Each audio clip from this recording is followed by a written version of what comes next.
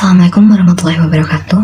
I'm Tamara and now I would like to read a biography text from English to Indonesian by the title R.A. Kartini. Raden Ajeng Kartini, lahir 21 April 1879, wafat pada 17 September 1904, adalah seorang bangsawan Jawa yang surat-suratnya menjadikannya simbol penting untuk pergerakan kemerdekaan Indonesia dan untuk kaum wanita Indonesia. Dikenal juga sebagai Raden Ayu Kartini.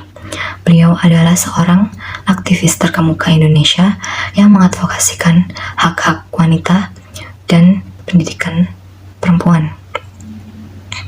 Beliau lahir di keluarga aristokrat Jawa di Hindia Belanda, sekarang Indonesia. Setelah bersekolah di sekolah dasar berbahasa Belanda, beliau ingin menempuh pendidikan lanjutan, tetapi wanita Jawa pada waktu itu dilarang pendidikan lebih tinggi.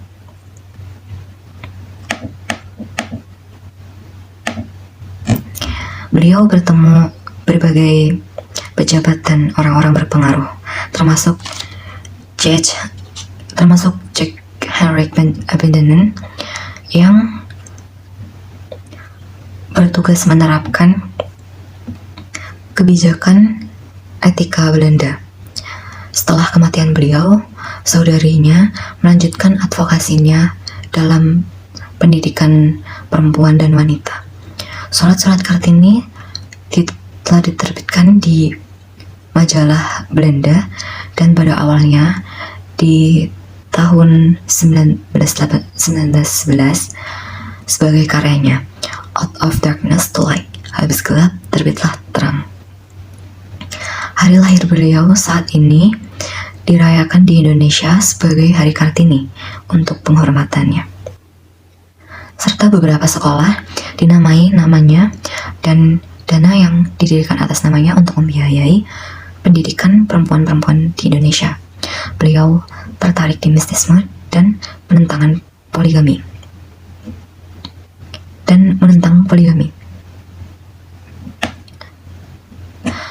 Kartini dilahirkan dari keluarga aristokrat Jawa ketika Jawa menjadi bagian dari koloni Belanda atau penjajahan Belanda di Hindia Belanda. Ayah Kartini, Sosroningrat, menjadi Bupati Jepara setelah pada awalnya menjadi camat Mayong. Ibunya Ngasirah merupakan putri dari Madirono dan seorang guru agama di Telukawur. Beliau adalah istri pertama Sosroningrat, tetapi bukan yang paling penting. Pada saat ini, poligami merupakan sebuah praktik umum di kalangan bangsawan.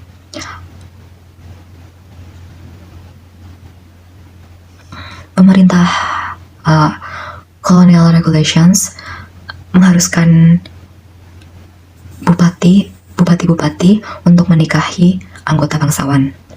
Karena Ngasirah bukanlah bangsawan yang cukup tinggi, Sosroningrat menikah untuk kedua kalinya dengan Nurjan atau Murjam, seorang keturunan langsung dari Raja Madura. Setelah pernikahan keduanya ini, ayah Kartini diangkat menjadi Bupati Jepara, menggantikan ayah istri keduanya, Citro Wikromo. Kartini merupakan anak kelima dan anak tertua kedua dari 11 keluarganya, termasuk saudara-saudara tirinya. Beliau lahir dari keluarga yang tradisi intelektualnya kuat.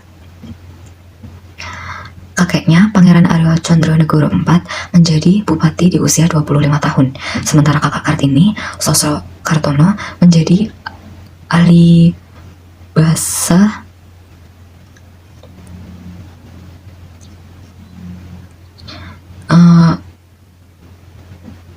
sementara kakaknya adalah seorang accomplished linguist, keluarga Kartini mengizinkannya untuk bersekolah sampai beliau berusia 12 tahun. Di sini, di antara pelajaran lainnya, beliau mempelajari bahasa Belanda, sebuah prestasi yang tidak biasa untuk wanita Jawa pada saat itu. Setelah beliau berusia 12 tahun, beliau dikurung atau dipingit di rumah yang dimana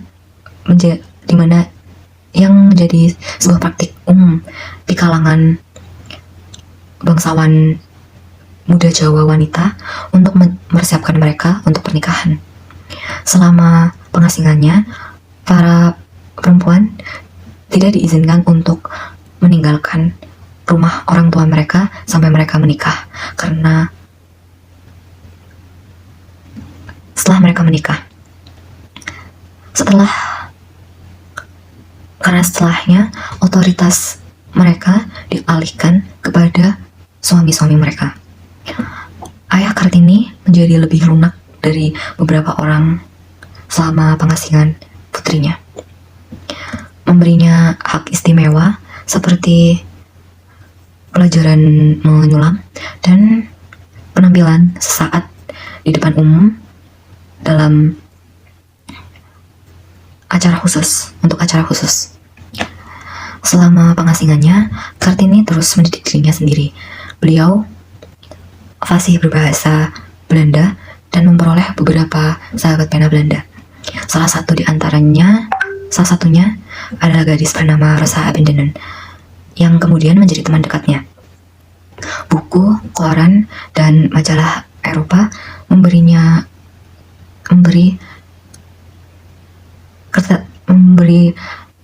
ketertarikan Kartini terhadap Eropa dan pemikiran feminis, dan keseluruhannya menumbuhkan keinginan untuk memperbaiki kondisi wanita asli Indonesia yang pada saat itu memiliki status sosial yang sangat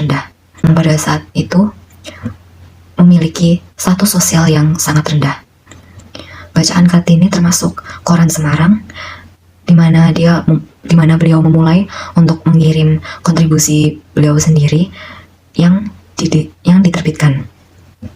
Sebelum beliau berusia 20 tahun, beliau sudah membaca Max Havelaar dan Love Letters karya Multatuli. Beliau juga membaca The Stillecraft, The Hidden Forge karya Louis Couperus, dan karya dari Frederick van Eeden, Ausgeduid,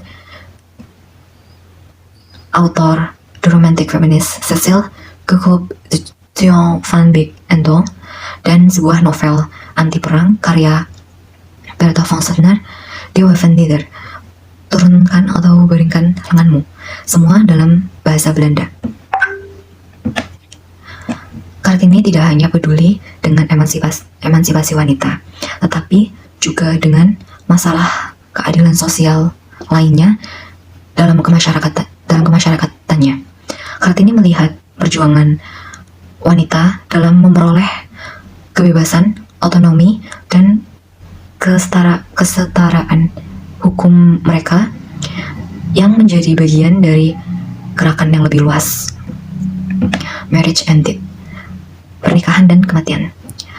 Orang tua Kartini mengatur pernikahannya dengan Jayadiningrat, bupati dari Rembang, yang telah menikahi 3 istri. Beliau menikah pada 12 November 1903. Pada awalnya, beliau membenci lamaran pernikahan tersebut, tapi suaminya memahami aspirasi Kartini dan mengizinkannya untuk mendirikan sebuah sekolah wanita di bagian teras utara kompleks kantor pemerintahan Kabupaten Rembang. Anak tunggal Kartini lahir pada 13 September 1904. Beberapa hari kemudian, pada 17 September 1904, Kartini wafat pada usia 25 tahun. Beliau dimakamkan di Desa Bulu, Rembang. I think enough. Thank you so much. Wassalamualaikum warahmatullahi wabarakatuh.